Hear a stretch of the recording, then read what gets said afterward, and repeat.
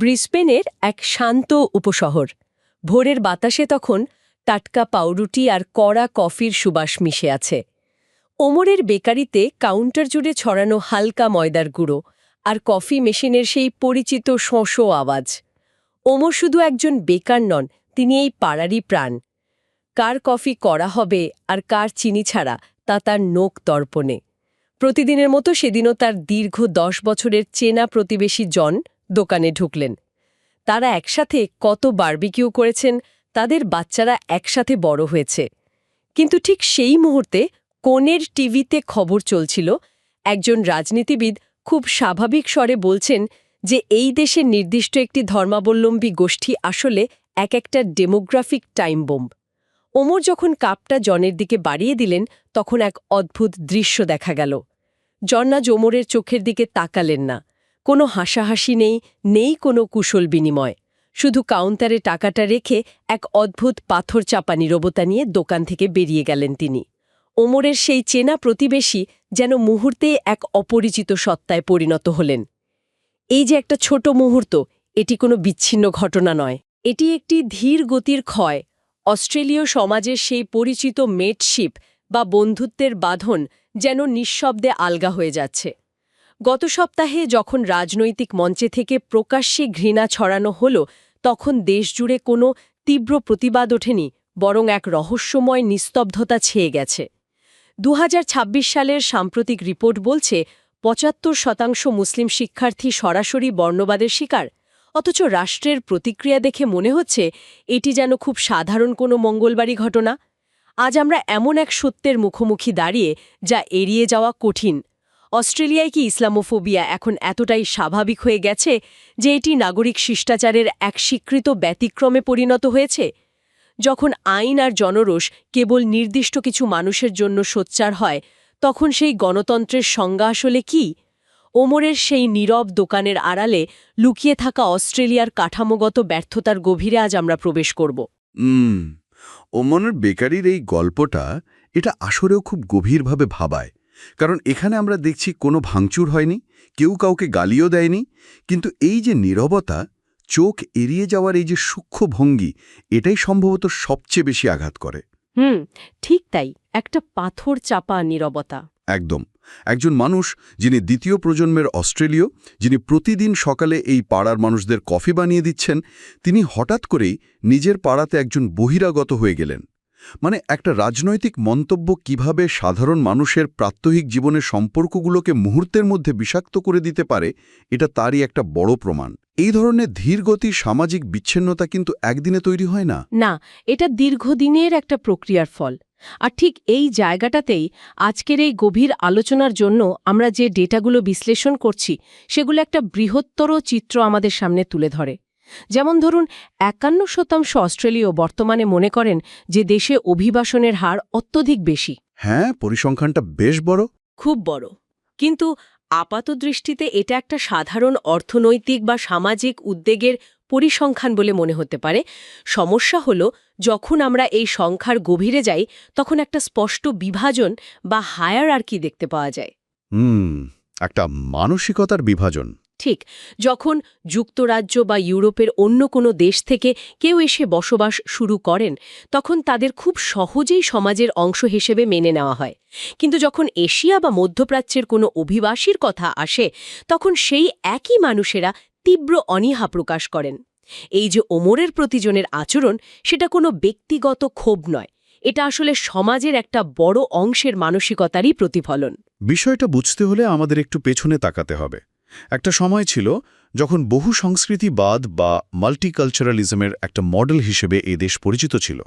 তখন তারা একটা সালাদ বোল মডেলে বিশ্বাস করত। স্যালাড বোল মডেল?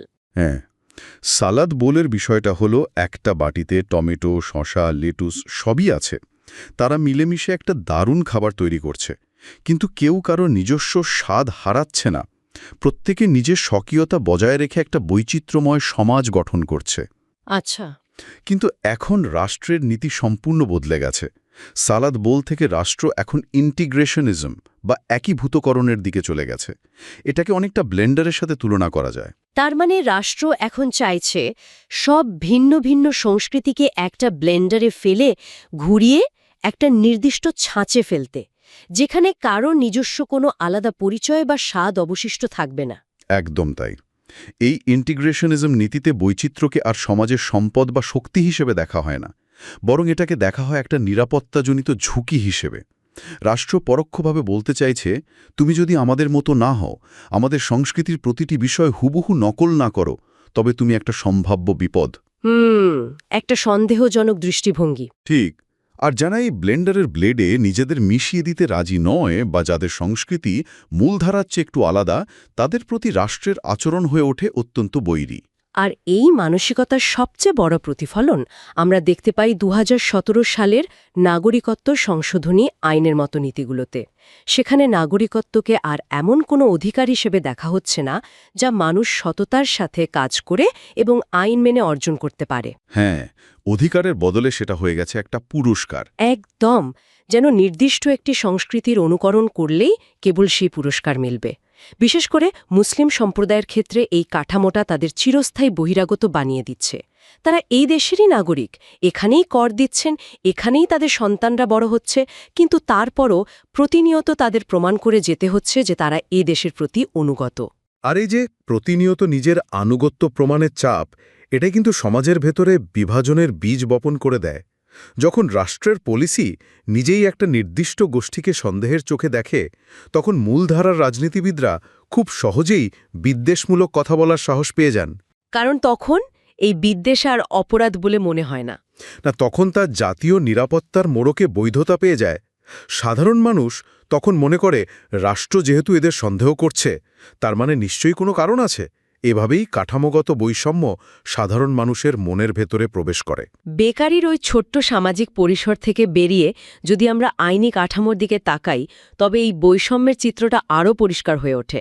বিশ্লেষণে মেলবর্নের লিগ্যাল এইড অফিসে কর্মরত আইনজীবী সারার অভিজ্ঞতার কথা খুব সুন্দরভাবে উঠে এসেছে। সারা প্রতিদিন যে আইনি লড়াইগুলো লড়ছেন, তার ডেস্কে থাকা দুটো ফাইলের উদাহরণ আমাদের পুরো বিচার ব্যবস্থার আসল চেহারাটা দেখিয়ে দেয়। ওই দুটো ফাইলের বৈসাদৃশ্যটা সত্যিই অবাক করার মতো। প্রথম ফাইলটি হল অ্যান্টিসেমিটিজম বা ইহুদি বিদ্বেষের একটি অভিযোগ। রিপোর্ট অনুযায়ী এই ধরনের অভিযোগ আসার সাথে সাথে রাষ্ট্রযন্ত্র যেভাবে নড়ে চড়ে বসে তা চোখে পড়ার মতো। স্পেশাল টাস্ক ফোর্স গঠন করা হয়, সর্বোচ্চ স্তরের আইনি ব্যবস্থা গ্রহণ করা হয় এবং ভুক্তভোগীকে তাৎক্ষণিক সুরক্ষা দেওয়া হয়। কিন্তু সারার ডেস্কের ঠিক পাশেই থাকা দ্বিতীয় ফাইলটির গল্প সম্পূর্ণ ভিন্ন। সেখানে হয়তো লাকেম্বা মসজিদে আসা কোনো হুমকিমূলক চিঠির বিবরণ আছে, অথবা স্থানীয় ইসলামিক স্কুলগুলোতে পাঠানো নিয়মতান্ত্রিক হয়রানির অভিযোগ রয়েছে। আশ্চর্যের বিষয় হল, এই দ্বিতীয় ফাইলটি দিনের পর দিন স্থবির হয়ে পড়ে থাকে। কোনো অগ্রগতি নেই। না, কোনো অগ্রগতি নেই, কোনো স্পেশাল টাস্ক ফোর্স নেই। সারা এই পরিস্থিতিকে ব্যাখ্যা করতে গিয়ে প্রাতিষ্ঠানিক ক্লান্তি বা ইনস্টিটিউশনাল এক্সজশন শব্দগুচ্ছ ব্যবহার করেছেন। একজন আইনজীবী হিসেবে তাকে প্রতিদিন এমন একটা ব্যবস্থার সাথে লড়তে হচ্ছে যা পরিষ্কারভাবে দুটি ভিন্ন গোষ্ঠীর জন্য দুটি ভিন্ন নিয়মে চলছে। কিন্তু একটা গণতান্ত্রিক রাষ্ট্রের আইন কেন দুটি ফাইলের প্রতি এমন ভিন্ন আচরণ করবে? এর কারণ খুঁজতে গেলে আমরা পশ্চিমা আইনের একটা অদ্ভুত ফাঁদের সন্ধান পাই। এই ফাঁদটিকে বিশ্লেষণে এথনো রিলিজিয়াস ট্র্যাপ বা জাতিগত ধর্মীয় ফাঁদ বলা হয়েছে। ব্যাপারটা একটু বুঝিয়ে বলবেন? নিশ্চয়ই। যখন জাতিগত বৈষম্য বিরোধী আইনগুলো তৈরি হয়েছিল, তখন বর্ণবাদের সংজ্ঞায় জাতি বা এথনো রিলিজিয়নকে মূল ভিত্তি হিসেবে ধরা হয়েছিল। ফলে আইনি কাঠামোর চোখে ইহুদি বা শিখদের মতো সম্প্রদায়গুলোকে এথনো রিলিজিয়াস গোষ্ঠী হিসেবে বিশেষ আইনি সুরক্ষা দেওয়া হয়। আইনের দৃষ্টিতে এই গোষ্ঠীগুলোর ধর্ম এবং তাদের জাতিগত সংস্কৃতি সম্পূর্ণ অবিচ্ছেদ্য। মানে যদি কেউ তাদের উপর বিদ্বেষমূলক আক্রমণ করে, তবে বৈষম্য বিরোধী আইন সাথে সাথে সক্রিয় হয়ে ওঠে। একদম। কিন্তু ইসলামের ক্ষেত্রে আইনের এই দৃষ্টিভঙ্গি একেবারেই কাজ করে না। কারণ আইন ইসলামকে কেবল একটি সার্বজনীন ধর্ম বা ইউনিভার্সাল রিলিজিয়ন হিসেবে বিবেচনা করে। ইসলাম ধর্মে এশিয়া, আফ্রিকা, ইউরোপ নানা জাতীয় বর্ণের মানুষের অন্তর্ভুক্তি রয়েছে, তাই নির্দিষ্ট কোনো জাতিসত্তার সাথে এর সরাসরি সম্পর্ক স্থাপন করা আইনের চোখে কঠিন। আর এর পরিণতি হল একজন মুসলিম মানুষ যখন রাস্তায় বিদ্বেষের শিকার হন বা বর্ণবাদী হামলার মুখে পড়েন, তখন বৈষম্য বিরোধী আইন অনেক ক্ষেত্রেই তাকে সুরক্ষা দিতে ব্যর্থ হয়। আইন অনেকটা এমনভাবে দেখে, যেহেতু তুমি একটি নির্দিষ্ট জাতিগোষ্ঠীর নও, তাই এটা বর্ণবাদ নয়, এটা কেবল একটা ধর্মীয় মতপার্থক্য। ঠিক তাই। রাষ্ট্রীয় আইনি কাঠামো মুসলিম সম্প্রদায়কে একটি নির্দিষ্ট গোষ্ঠী হিসেবে টার্গেট করার এই রূঢ় বাস্তবতাটুকু ধরতে পুরোপুরি ব্যর্থ হচ্ছে। এই আইনি শূন্যস্থানটা খুবই মারাত্মক। আর এর সমাধান হিসাবে বর্তমানে যে বিলটি নিয়ে আলোচনা চলছে, অ্যান্টিসেমিটিজম, হেট অ্যান্ড এক্সট্রিমিজম বিল 2026, তা পরিস্থিতি ভালো করার বদলে একটা বড় ধরনের আইনি বিভ্রম তৈরি করছে। প্রথমত, এটি একটি অমনিবাস বিল। অমনিবাস বিলের বিষয়টা হলো, এখানে সম্পূর্ণ ভিন্ন ভিন্ন বিষয়কে একই বিলের ভেতর ঢুকিয়ে দেওয়া হয়, তাই না? হ্যাঁ, এই বিলটিতে বিদ্বেষমূলক বক্তব্যের আইনের সাথে আগ্নেয়াস্ত্র নিয়ন্ত্রণের বিষয়গুলো সুকৌশলে মিশিয়ে দেওয়া হয়েছে। রাজনৈতিকভাবে এটা একটা খুব চতুর কৌশল। কারণ যখন আপনি বিদ্বেষমূলক বক্তব্যের মতো সংবেদনশীল একটা বিষয়ের সাথে আগ্নেয়াস্ত্র নিয়ন্ত্রণের মতো বিষয় জুড়ে দেন, তখন এর সমালোচনা করা খুব কঠিন হয়ে যায়। একদম ঠিক। কেউ যদি এই বিলের বিদ্বেষমূলক অংশের কোনো নির্দিষ্ট ধারার সমালোচনা করতে চায়, তবে সরকার সহজেই বলতে পারে, দেখুন, ইনি আসলে আগ্নেয়াস্ত্র নিয়ন্ত্রণের বিরোধিতা করছেন। এভাবে মূল আলোচনাটাকে ভিন্ন খাতে প্রভাবিত করা হয়। শুধু কৌশলগত দিক থেকেই নয়, বিলটির ভেতরের বিষয়বস্তু আরও বেশি উদ্বেগজনক। এই বিলে বর্ণবাদের একটা নির্দিষ্ট হায়ারার্কি বা শ্রেণীবিন্যাস তৈরি করে দেওয়া হয়েছে। একটা নির্দিষ্ট গোষ্ঠীর সুরক্ষাকে আইনের মাধ্যমে সর্বোচ্চ অগ্রাধিকার দেওয়া হয়েছে, আর বাকি সব সংখ্যালঘু গোষ্ঠীকে সাধারণ একটা ছাতার নিচে ফেলে রাখা হয়েছে। এর মানে হল রাষ্ট্র আইনিভাবে নির্ধারণ করে দিচ্ছে কার কষ্ট বা কার বেদনা কতটা গুরুত্ব পাবে। প্রান্তিক গোষ্ঠীগুলোর মধ্যে সুরক্ষার জন্য এক ধরনের প্রতিযোগিতা তৈরি করে দেওয়া হচ্ছে। তবে এই বিলের সবচেয়ে বিতর্কিত এবং বিপজ্জনক দিক হল ধর্মীয় গ্রন্থের ফাঁকফোকর বা রিলিজিয়াস টেক্সট লুপহোল।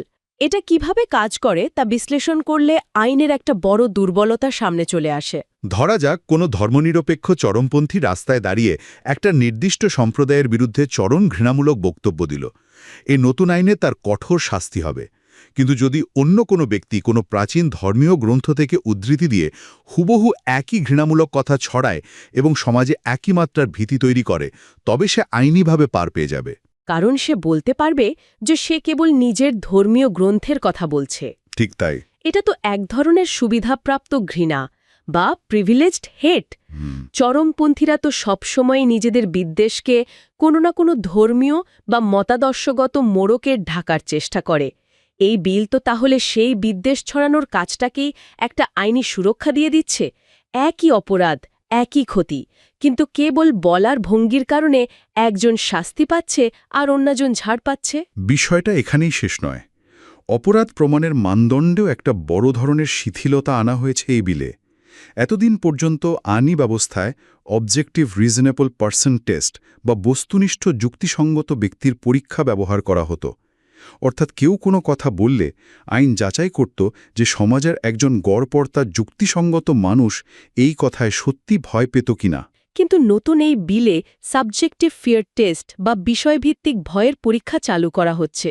এর মানে হল, কোনো ব্যক্তি যদি কেবল দাবি করেন যে তিনি কারো রাজনৈতিক বক্তব্যে অনিরাপদ বোধ করছেন, তবেই সেই বক্তব্যটি অপরাধ হিসেবে গণ্য হতে পারে। আর এই সাবজেক্টিভ ফিয়ার বা ব্যক্তিগত ভীতির বিষয়টা আইনি ব্যবস্থাকে চরমভাবে নড়বড়ে করে দেয়।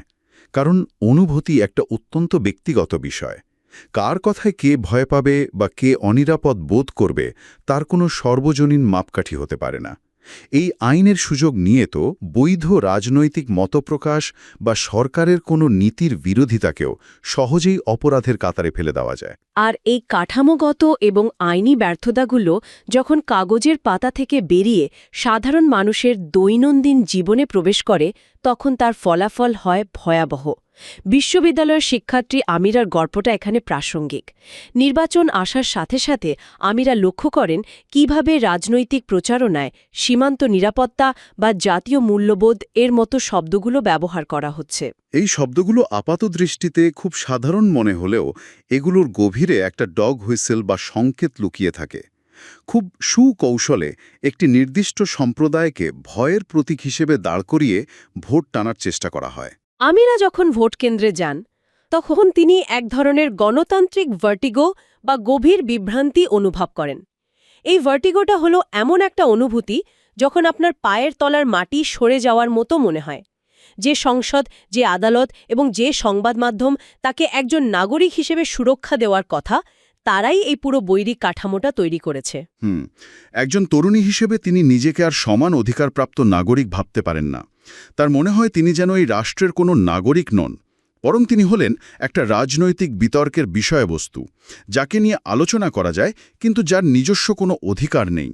আমিরার এই বিচ্ছিন্নতা বোধকে চরম মাত্রায় নিয়ে যায় নিন্দার পরীক্ষা বা কন্ডেম চেক। এই বিষয়টা সমাজের এক গভীর দ্বৈত নীতির প্রমাণ। বিশ্বের যে কোনো প্রান্তে হোক, তা হাজার হাজার মাইল দূরে যদি কোনো নেতিবাচক ঘটনা ঘটে, তবে সাথে সাথে মুসলিমদের মিডিয়ার সামনে দাঁড় করিয়ে দেওয়া হয়, তাদের বাধ্য করা হয় প্রকাশ্যে সেই ঘটনার নিন্দা জানাতে। যেন প্রমাণ করতে হয় যে তারা ওই ঘটনার সাথে যুক্ত নন এবং তারাই দেশের ভালো নাগরিক।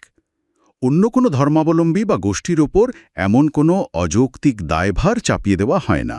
প্রতিদিন সকালে ঘুম থেকে উঠে প্রমাণ করতে হওয়া যে আমি একজন ভালো মানুষ, আমি কোনো অপরাধের সাথে যুক্ত নই, এই মানসিক চাপটা অভাবনীয়। আর যারা নাগরিক নন, যেমন আন্তর্জাতিক শিক্ষার্থী বা যারা কাজের ভিসায় আছেন, তাদের জন্য তো পরিস্থিতি আরও ভয়াবহ।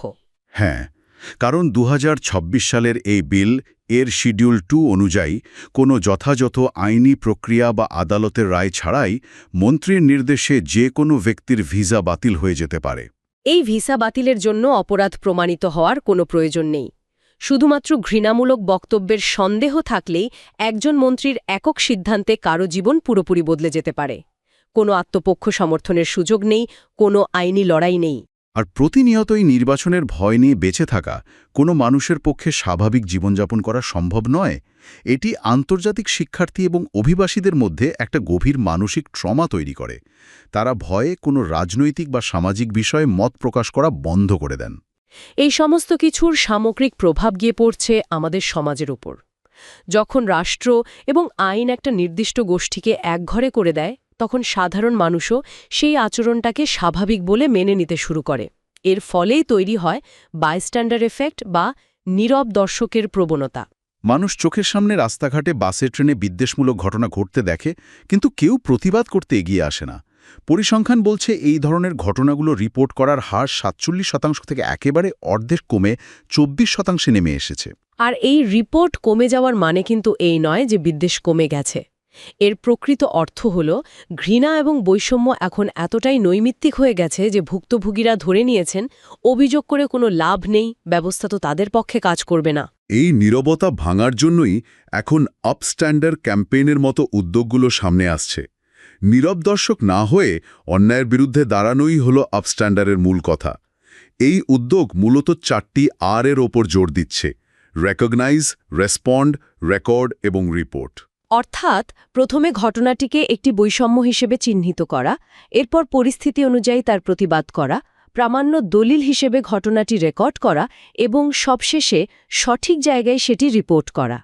কারণ পর্যাপ্ত তথ্য প্রমাণ ছাড়া নীতি নির্ধারকরা সবসময় এই ধরনের সমস্যাগুলোকে অস্বীকার করার একটা অজুহাত পেয়ে যান। একদম। পাশাপাশি আইনি সংস্কারের দাবিটাও জোরালো হওয়া দরকার। ধর্ম এবং এথনো রিলিজিয়ানের মধ্যে যে অবৈজ্ঞানিক এবং বৈষম্যমূলক আইনি বিভাজন রয়েছে, তা দূর করতে একটি সমন্বিত ধর্মীয় বৈষম্য আইন প্রণয়ন করা এখন সময়ের দাবি। আর সেই সাথে এই নতুন অমনিবাস বিলটির বৈষম্যমূলক ধারাগুলো নতুন করে পর্যালোচনা করা অপরিহার্য। সমতা এবং ন্যায় বিচারের নীতি যখন সকলের জন্য সমান না হয়ে কেবল নির্দিষ্ট কিছু মানুষের সুবিধায় পরিণত হয়, তখন পুরো গণতান্ত্রিক কাঠামোই দুর্বল হয়ে পড়ে। আজ আমরা রাষ্ট্রের আইনি কাঠামোতে সাবজেক্টিভ ফিয়ার বা ব্যক্তিগত ভীতির মতো বিষয়গুলো জায়গা পেতে দেখছি। একবার ভেবে দেখুন, কৃত্রিম বুদ্ধিমত্তা বা এআই এই যুগে যেখানে অ্যালগোরিদম এমনিতেই মানুষের সোশ্যাল মিডিয়া ফিডে প্রতিনিয়ত ভয় আর বিভাজন ছড়িয়ে দিচ্ছে, সেখানে এই ধরনের ব্যক্তিগত অনুভূতি নির্ভর আইন সেই অ্যালগোরিদমিক বিভাজনকেই রাষ্ট্রীয়ভাবে চিরস্থায়ী রূপ দেবে। সমাজ এবং আইনের এই গতিপথ ভবিষ্যতে প্রযুক্তি এবং ভীতির এক বিপজ্জনক সংমিশ্রণ তৈরি করবে, যা এক স্থায়ী কাঠামোগত বৈষম্যের জন্ম দিতে পারে।